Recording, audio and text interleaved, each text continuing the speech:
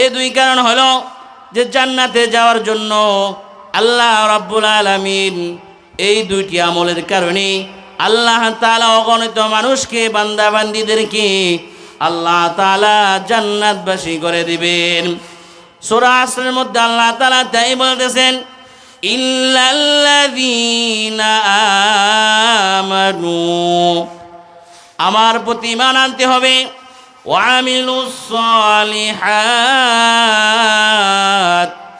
এবং সালাত আদায় করতে হবে। তারপরে আবার আল্লাহ তাআলা বলতেছেন, ওয়া তাওয়াসাউ বিল হাক্কি ওয়া তাওয়াসাউ বিস সবর। তোমার দুনিয়া চলার ক্ষেত্রে, তোমার কামাই রোজগারের ক্ষেত্রে, ব্যবসা বাণিজ্যের ক্ষেত্রে, চাকরি বাকরির ক্ষেত্রে তোমার জীবনটাকে পরিচালনা করাতে হবে হক পথে। আমার এই জীবনের শুরু থেকে নিয়ে মৃত্যুর আগ পর্যন্ত যেই টাকা পয়সা আমি কামাইব, সেই টাকা পয়সা আমার হক পথে থাকতে হবে। এটাই আল্লাহ তাআলা বলতেছেন যে 3 নাম্বার ওই ব্যক্তি সফলকামী, যে তার জীবনটাকে হক পথে পরিচালনা করবে। হুজুর পাক সাল্লাল্লাহু আলাইহি ওয়াসাল্লাম বলেন, যার হকের কামাই দিয়ে তার পরিবারের জন্য খাবারের ব্যবস্থা করবে। বিশ্বনবী সাল্লাল্লাহু আলাইহি ওয়াসাল্লাম বলতেছেন, যেই বান্দা নাকি হক পথে কামাইয়া তার পরিবারের জন্য খাবারের ব্যবস্থা করে, আল্লাহ পাক রব্বুল আলামিন তার প্রত্যেকটি লুকমা এবং প্রত্যেকটি দানার বিনিময় আল্লাহ পাক রব্বুল আলামিন সওয়াব দান করেন। সুবহানাল্লাহ।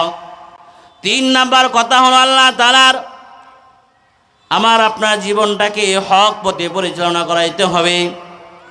আর 4 নাম্বার আল্লাহ তাআলা বলতেছেন, ওয়া আমিলুস সালিহাতি ওয়া তাওয়াসাউ বিল হাক্কি ওয়া তাওয়াসাউ বিস সবর।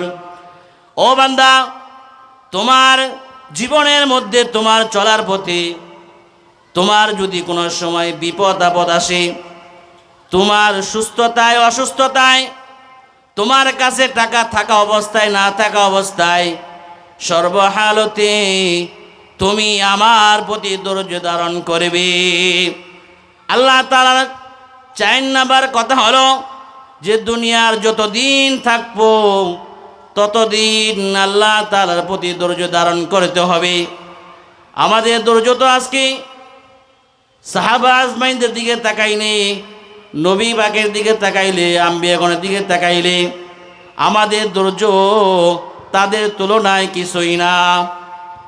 কিরকম ধৈর্য ধরেছিল হযরত আইয়ুব আলাইহিস সালাতু ওয়াস সালাম। আল্লাহ পাক রব্বুল আলামিন হযরত আইয়ুব আলাইহিস সালাতু ওয়াস সালামকে এমন একটা রোগ দিয়েছিলেন, আমরা অনেকেই জানি হযরত আইয়ুব আলাইহিস সালাতু ওয়াস সালামকে আল্লাহ তাআলা কুষ্ঠ রোগ দিয়েছিল।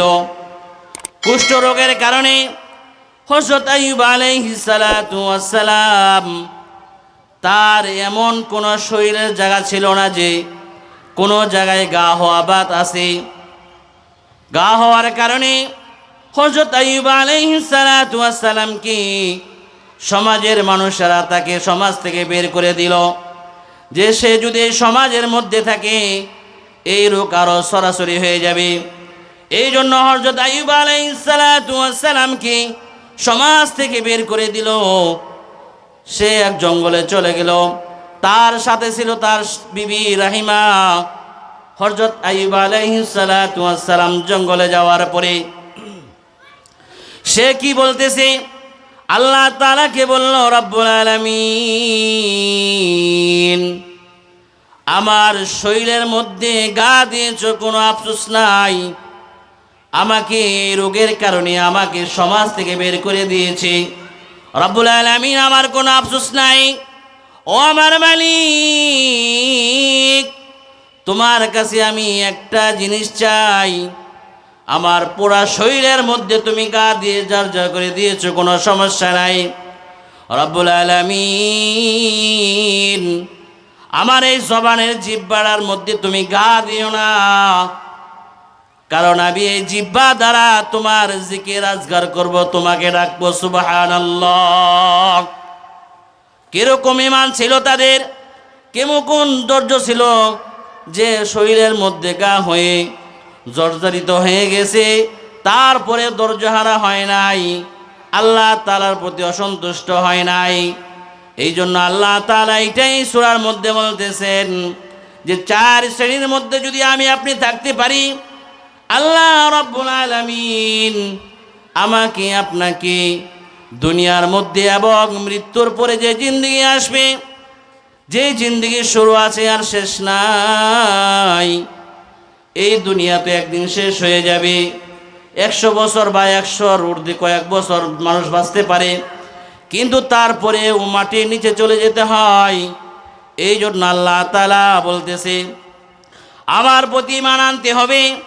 ইল্লাল্লাযীনা আমানু ওয়া আমিলুস সলিহাত ওয়া তাওয়াসাউ বিল হাক্কি ওয়া তাওয়াসাউ বিস সাবর। দুনিয়ার মধ্যে যতদিন থাকতে হবে ততদিন আল্লাহ তাআলার প্রতি ঈমান রাখতে হবে, সালাত আদায় করতে হবে, হক পথে চলতে হবে, বিপদে আপদে পড়লেও আল্লাহ তাআলার প্রতি ধৈর্য ধারণ করতে হবে। দুনিয়ার মধ্যে এখন দেখা যায় কিছু মানুষ এমন আছে, যখন তার অবস্থা ভালো থাকে তখন আল্লাহ তাআলাকে ডাকে, আবার যখন বিপদে পড়ে যায় তখন আল্লাহ তাআলাকে বলে যায়। আবার কিছু মানুষ এমন আছে, যখন সুন্দর জীবন থাকে, যখন টাকা পয়সা থাকে, আনন্দময় জীবন থাকে, সুস্থ থাকে, তখন আল্লাহ তাআলাকে ভুলে যায়। আর যখন কোনো বিপদে পড়ে আর কখন অসুস্থ হয় তখন আল্লাহ তাআলাকে ডাকে। আর আল্লাহ রাব্বুল আলামিন বলেন, বিপদে আপদে, সুস্থতায় অসুস্থতায়, গরমকালে শীতকালে, সব সময় ও আমার প্রিয় বান্দা বান্দিরা, একমাত্র আমার প্রতি ঈমান রাখো এবং সালাত আদায় করো, হক পথে চলো, বিপদে আপদে পড়লে আমার উপর ধৈর্য ধারণ করো।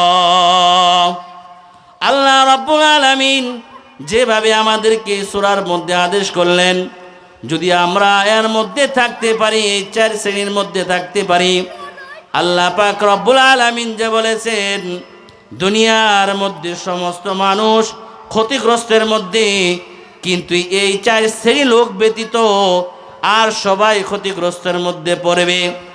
আর যদি এই 4 শ্রেণীর মধ্যে থাকতে পারি, তাহলে আল্লাহ রাব্বুল আলামিন আমার আপনার জন্য এমন সুখীময় জীবন করে দিবেন, মরার পরে কবরে যাওয়ার সাথে সাথে আল্লাহ রাব্বুল আলামিন তার জন্য জান্নাতে শান্তির ব্যবস্থা করে দিবে। সুবহানাল্লাহ।